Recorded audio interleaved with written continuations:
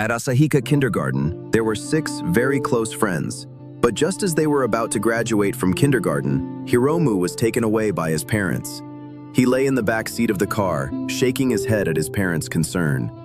His gaze was fixed on the picture book in front of him, which was Van Gogh's Starry Night, the place Hiromu most wanted to go. The car arrived at the hospital, and a cold tube was inserted into the back of his hand. Although the doctor was very gentle, Hiromu still couldn't show a smile. The doctor called Hiromu's parents away, and when the nurse came to take Hiromu's temperature, she saw the friends he had drawn from kindergarten. Hiromu quietly asked the nurse if she remembered her kindergarten friends. The nurse's answer left him a bit disappointed. She said she only remembered her elementary school classmates.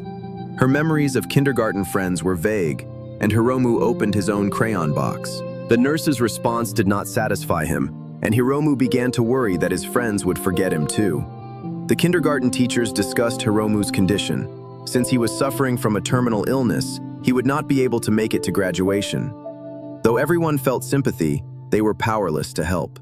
While other children rehearsed for the closing ceremony, he could only lie in bed, flipping through the picture book, missing those lovely friends. What he did not know was that his friends were also thinking of him. However, the teacher deliberately concealed Hiromu's situation, and Kana found Hiromu's crayon. After school, Kana asked teacher Mari if she had ever seen Van Gogh. Kana did not know whether Van Gogh was a place or a person's name. She only knew that Hiromu loved it very much. Kana had always longed to go to that place, and could not understand why Hiromu no longer came to kindergarten. Clearly, among all the children, Hiromu ran the fastest and ate the most vegetables. He should have been the healthiest one among them, and Mari did not know how to explain this to the children. In response to Kana's question, Mari could only reply that the children would soon forget. Kindergarten friends would not be remembered for long. This was a common understanding among all adults. With rich experiences and growing older, they would selectively forget some past events. But for children lacking experience, current friends are meant to be remembered for a lifetime. Because the future, to them, is still just doodles on paper. 5 children quietly slipped out of the kindergarten, searching for a ticket booth in the bustling station. Although kindergarten students could enjoy free admission, the clever children understood. If they did not buy tickets, it would only indicate their status as kindergarten students, and they would inevitably be questioned by staff about their parents' whereabouts. They could not be sent back midway before seeing Hiromu. The confusion of their first trip made the children carefully weave through the crowd. Fearing encounters with bad people, they didn't even dare to ask for directions. The children who had bought tickets were looking for the entrance, and just as the train doors were about to close, they successfully boarded the Central Line train. At Asahika Kindergarten, Mari noticed that the number of children was not right and hurriedly searched around the kindergarten. All possible hiding places and every corner she could think of yielded nothing. Mari began to panic. 5 children were missing at the same time. In light of the recent cases of missing children, she immediately notified the other teachers to help search. The map drawn by the children showed a route, with Hiromu's likeness at the destination. Next to it was marked a hospital. Even though the adults hadn't explicitly said so, the children knew their friend was sick and hospitalized. The mischievous Shunsuke was talking loudly on the train, and Makoto quietly reminded him not to make noise. The cautious and disciplined Makoto would actively follow the rules, no matter where he was. Kana secretly opened her wrapped crayons. The anxiety of going out for the first time was quickly dispelled by the joy of soon seeing her good friend. The children looked out the window at the scenery, imagining what Hiromu would look like when they saw him, and couldn't help but secretly smile. This first independent outing was all to protect the friendship between them. Unable to find the children, Mari contacted their parents, and everyone searched around the kindergarten. If there was still no news before the parents arrived, they would have to choose to report it to the police. Facing Takako's complaints, Mari could only apologize. After all, it was indeed her negligence for not keeping an eye on the children. The parents who received the news rushed over, and out of concern and anxiety for their children, Yui's mother couldn't help but get angry. Takako quickly stopped the parents and took the mothers to the office to discuss ways to find the children. But for some reason, Kana and Takumi's parents could not be reached. Takumi got off the train due to diarrhea, closely followed by 4 friends. Shunsuke kept knocking on the bathroom door, urging Takumi inside. 3 girls were combing their hair in front of the mirror, discussing topics related to future makeup. Girls naturally love beauty. Even at a young age, they would secretly use their mother's lipstick. After exiting the station, the children encountered an elderly tour group, and Takumi informed Kana. To reach the hospital, they still needed to take a train to Shiokawa Station, and the fare to that station was 1,100 yen. The children gathered together, searching for their pocket money. Yui generously took out her pocket money, a full 10,000 yen. Looking at her friend's surprised expressions, Mikoto explained that Yui's father was the company president, which is why Yui had so much pocket money. Takumi stepped forward, stating that Yui's family's business was not honorable. Even when Yui got angry, Takumi insisted on his statement. Feeling wronged, Yui couldn't help but stand there and cry. Mikoto eagerly pulled Takumi, urging him to apologize. At that moment, the announcement for the train's imminent departure sounded. The children had no time to argue and hurried towards the station. One by one, the friends boarded the train, but the stubborn Takumi refused to apologize and even tore up the map they had drawn. Takumi claimed he had done nothing wrong, only because his mother informed him that the Yui family's business was disreputable.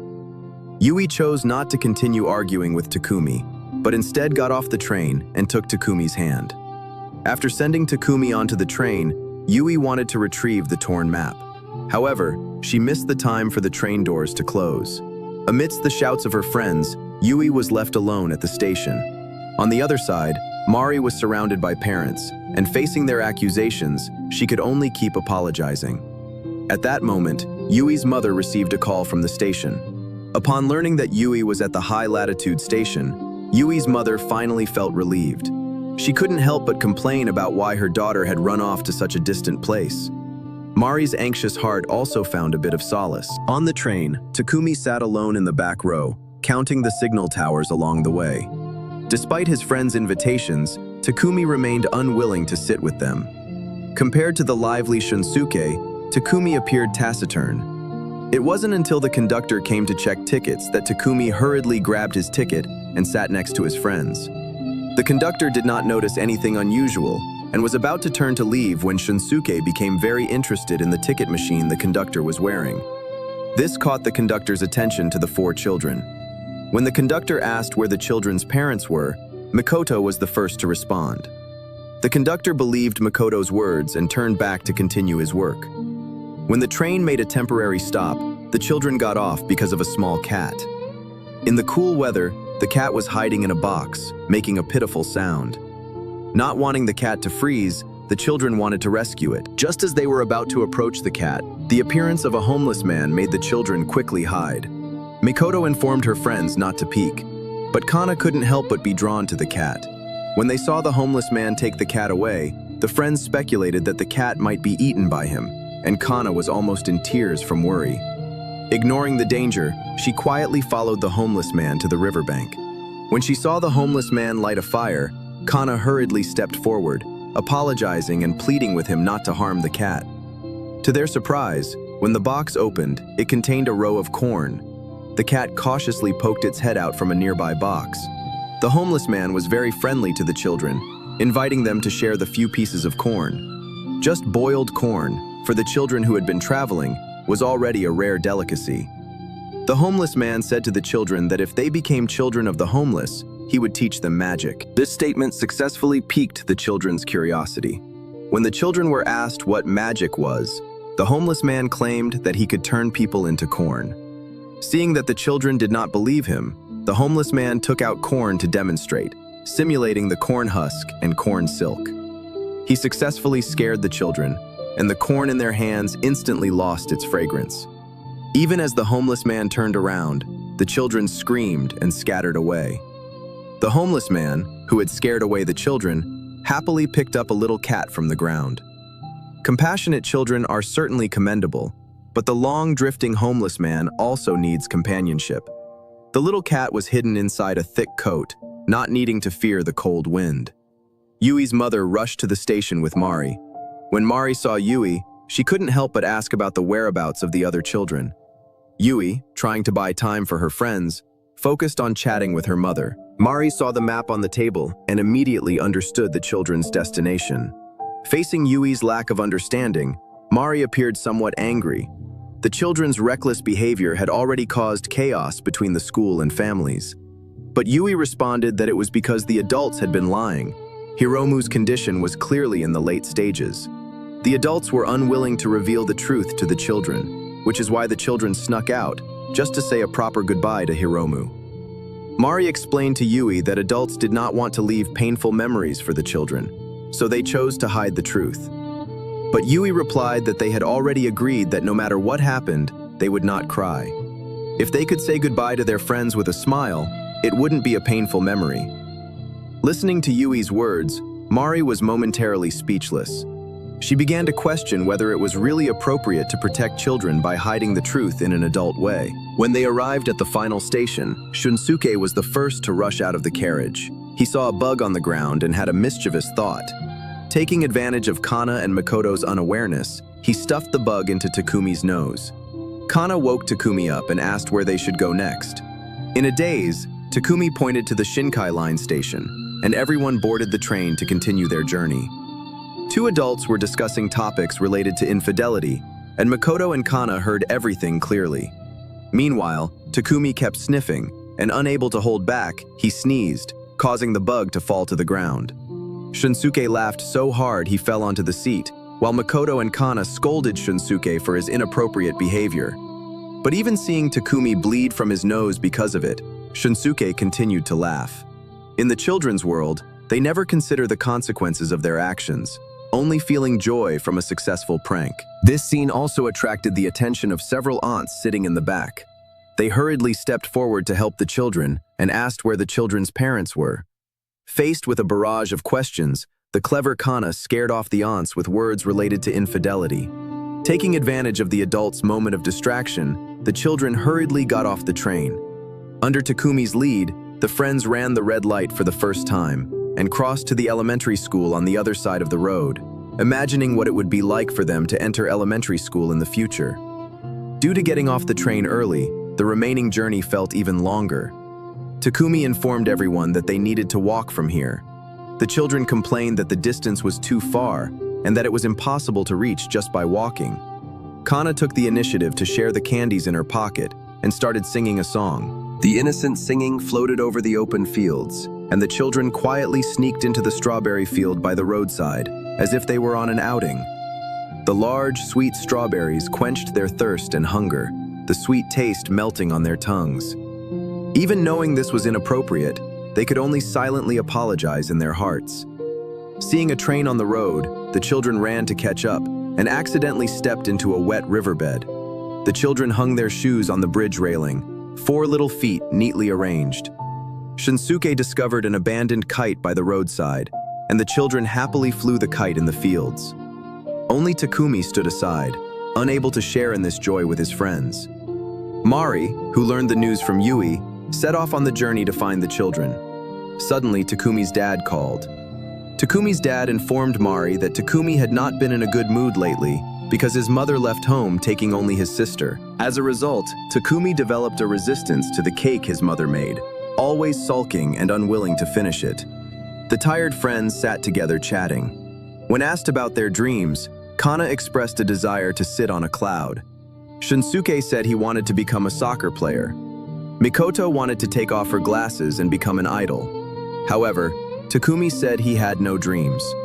With a hint of frustration, Takumi refuted his friends' dreams one by one. Takumi said that to be an athlete, one must always be first, while Shunsuke always ranked at the bottom. Clouds are merely condensed steam, and Kana could never sit on one. As for Makoto's dream, becoming an idol often requires plastic surgery. The friends' dreams were like colorful bubbles, just about to rise into the air before being popped. Shunsuke was very annoyed with Takumi, who always made sarcastic remarks, and couldn't help but get into a scuffle with him. The sensible Kana and Makoto quickly stepped forward to mediate. Shunsuke pushed Takumi away and ran off angrily. Kana chased after him closely from behind, but ultimately couldn't stop Shunsuke's footsteps. Shunsuke left behind a keychain shaped like a soccer ball and chose to let an adult take him home. Seeing his companions secretly following him, Shunsuke gestured for them not to follow. He went home first and entrusted the task of visiting Hiromu to everyone. The companions couldn't help but complain that it was all Takumi's fault. Takumi quietly admitted that if he hadn't done something wrong, his mother wouldn't have chosen to abandon him. Mari, who was waiting, received a call from the station and hurried to pick up Shunsuke to take him home.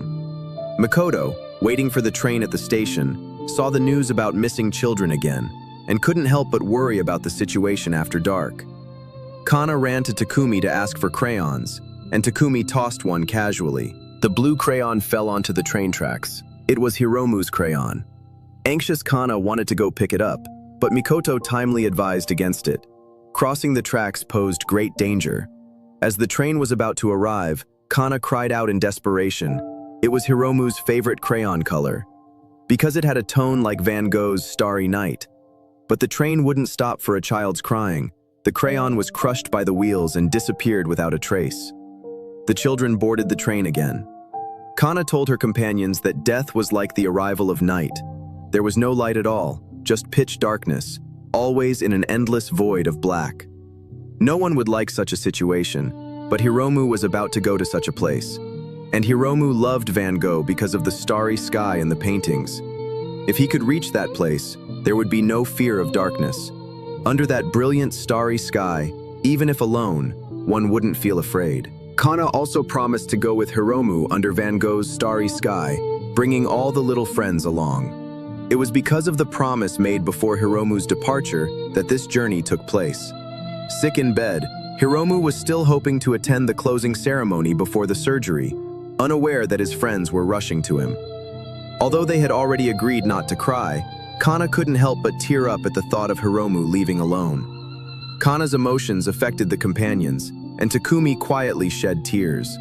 Fearing to see Hiromu, fearing the permanent separation, Takumi bought a ticket back to Tokyo. He planned to take Kana and Makoto back with him. As the journey reached its end, Takumi finally couldn't hold back his feelings. Takumi recited fluently how his mother made cakes, from ingredients to steps without missing a detail. By the end, Takumi was crying uncontrollably. It was his mother's signature cake recipe. Takumi had never complained about the taste. He was just afraid that after his mother left, he would never eat it again. If he could finish all the cake himself, would his mother come back? In the empty waiting room, Takumi couldn't help but cry out loud, calling for his mother to return soon. Makoto comforted the sad Takumi. Takumi's longing for his mother suddenly made Kana realize that compared to the endless longing in the future, saying goodbye to Hiromu at that moment was more important, even if there would be no chance to meet again afterwards. The teacher, who was heading to the station to pick up Shunsuke, hurriedly apologized to the staff, but Shunsuke was filled with confusion. He hadn't done anything wrong, so why did the teacher have to apologize to others? This innocent and ignorant question made the teacher unable to help but laugh. On the other side, Makoto was heading to the convenience store to buy rice balls. Hearing the roadside broadcast report about a missing child being harmed made the already cautious and sensitive Makoto feel extremely terrified. The child on the missing person notice seemed to overlap with herself at that moment. Makoto hurriedly ran away, filled with fear as she faced the adults around her. While anxiously reciting her mother's phone number, she desperately searched for a phone booth. The pedestrians on the street appeared as bad people in Makoto's eyes. In a panic, Makoto dialed the number, and at the moment she heard her mother's voice, she couldn't help but burst into tears. A police car quickly arrived to take Makoto away. The sound of the police siren scared Kana and Takumi away, as they mistakenly thought it was about being caught for stealing strawberries. While hiding, they saw the sign of a large hospital and decided to follow it to find Hiromu. Makoto, who was taken back by the police car, reunited with Shunsuke. Seeing another child return safely, Mari finally breathed a sigh of relief. The police informed the teacher that Makoto had previously been with 2 other children. Mari, not daring to delay, entrusted the children to the police and immediately set off to find Kana and Takumi. Before Mari got into the car, the children asked her if she was going to visit Hiromu. Facing the innocent children, Mari simply smiled faintly. Perhaps at that moment, she already understood the children's intentions. no longer blaming or complaining, but beginning to empathize with their sudden departure. The two people searching on the street heard the sound of the police car. To ensure Kana could meet Hiromu smoothly, Takumi decided to use himself as bait to divert the police car. Takumi instructed Kana to hide well, not to show herself, and to get on the vehicle heading to the hospital when it arrived. Then, without hesitation, he rushed out, filled with the courage to sacrifice for his friend, successfully attracting the police's attention. At the moment he stopped in front of the police car, Takumi finally breathed a sigh of relief. As the police car brushed past the bus, the surroundings fell into silence, and even the bus stopped at the roadside. An elderly woman with a pale face opened the basket in her hand. The little cat that the children had rescued walked out from inside. The elderly woman asked Kana if she wanted to visit someone. Kana truthfully replied that she was going to see Hiromu. Faced with the kindness released by the old lady, Kana took the initiative to chat with her. Kana asked the old lady if death is very frightening. The old lady claimed to have the power to change life and death, asking Kana if she was willing to exchange her own life for the life of her good friend. Kana shook her head in fear, but the old lady kept urging Kana to agree. Feeling extremely scared, Kana only realized it was just a dream when the train station announcement sounded. With lingering fear, she hurriedly got off the train. Not far away, a vehicle with its lights on passed by, and countless flower wreaths were placed on the ground. Strange sounds came from the pitch-black night, and Kana fearfully kept retreating. Looking around, everything was chilling. Unable to help herself, Kana shouted loudly until Mari arrived and tightly hugged the terrified Kana. As it was getting late and they couldn't get a vehicle, Mari could only take Kana to rest temporarily and called the police for assistance. In response to Kana's apology, Mari couldn't help but share a story about a friend from her kindergarten days. It was a child born without a little toe on his right foot, who never felt inferior because of it and excelled in everything. Even when classmates saw him, he wouldn't feel embarrassed. But that classmate's mother was very concerned, unwilling to let him show his flaw in front of others, and forbade him from participating in swimming activities. Even when other children looked at his foot, that mother would scold loudly. What was intended as a protective action gradually eroded the child's self-confidence. Being deliberately labeled as different by adults caused that classmate to suffer bullying and ridicule. Upon hearing this, Kana took out the candy in her hand, expressing her desire to see Hiromu. This time, Mari chose to take Kana there herself. Since visiting hours had passed, Mari quietly sneaked Kana into the hospital, telling her that she would wait outside. She reminded Kana of the children's promise, that even when seeing Hiromu, she must not cry. Kana finally arrived at the hospital room, and Hiromu struggled to turn on the light. The moment he saw Kana, he couldn't help but smile. Kana told Hiromu that all their friends had come, but at that moment, it was just her. They had walked, taken the bus, and the tram to get there. Seeing Hiromu, who was being sustained by a respirator, Kana curiously asked him, did he have a disease similar to that of a goldfish, which required him to rely on a respirator to survive? This made Hiromu laugh. When Hiromu heard about Kana and the others flying kites on the way, he showed an envious expression, expressing a desire to go out and play together. Kana immediately said she would go find Mari, hoping to take Hiromu out with her.